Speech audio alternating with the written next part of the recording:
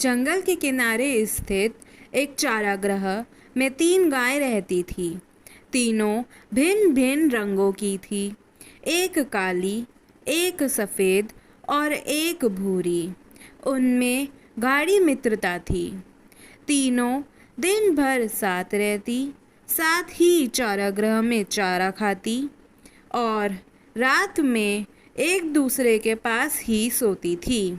एक दिन भूरे रंग का एक सिंह जंगल से भटकते हुए उस चारागाह के पास से गुजरा। वहाँ उसकी दृष्टि उन 3 गायों पे पड़ी। सिंह कई दिनों से भूखा था और शिकार की तलाश में भटक रहा था।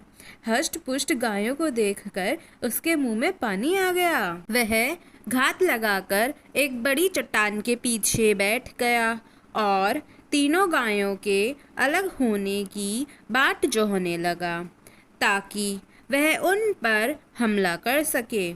समूह में उनका सामना करना उसके लिए मुश्किल था, किंतु पूरा दिन बीत जाने के बाद भी तीनों गायें एक दूसरे से अलग नहीं हुई।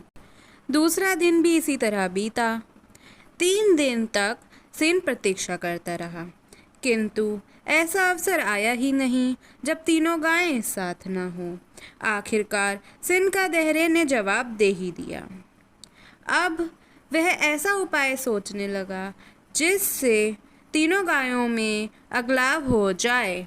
उपाय दिमाग में आते ही वह गायों के पास गया और उनका अभिवादन करते हुए बोला, नमस्कार मित्रों, आप लोग कैसे हैं?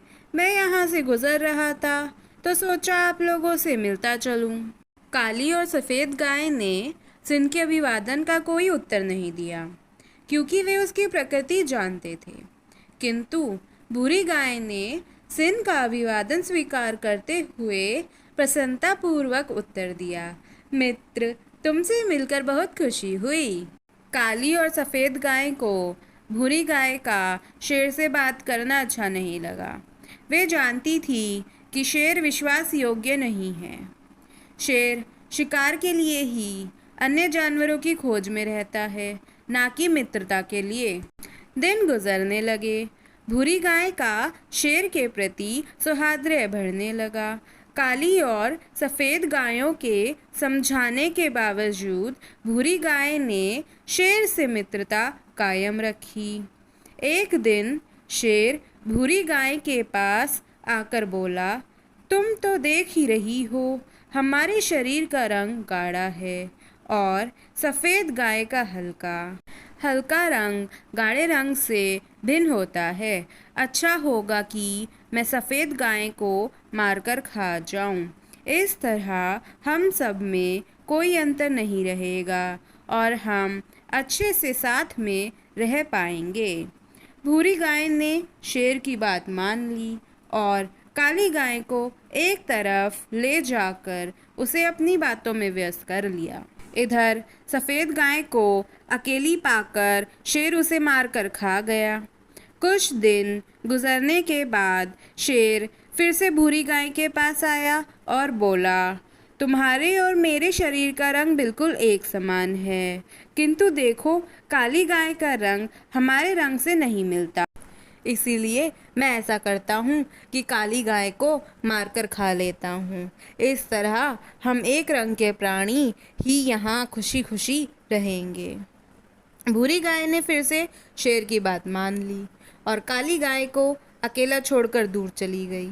इधर शेर ने मौका देखकर काली गाय पर हमला कर दिया और उसे मारकर खा गया। अब भूरी गाय चारागाह में अकेली रह गई। सारा दिन वह अकेले घूमती और घास चरती रहती। वह बहुत प्रसन्न थी। उसे ऐसे लगने लगा था कि वह इकलौती ऐसी प्राणी है जिसका रंग शेर के रंग के समान है। वह स्वयं को शेर के समक्ष समझने लगी। कुछ दिन बीतने के बाद शेर को फिर भूख लगने लगी। वह भूरी गाय के सामने आया और ज़ोर से दहाड़ा। शेर का ये रूप देखकर भूरी गाय डर गई। शेर उससे बोला, आज तुम्हारी बारी है, आज मैं तुम्हें मारकर खाऊंगा।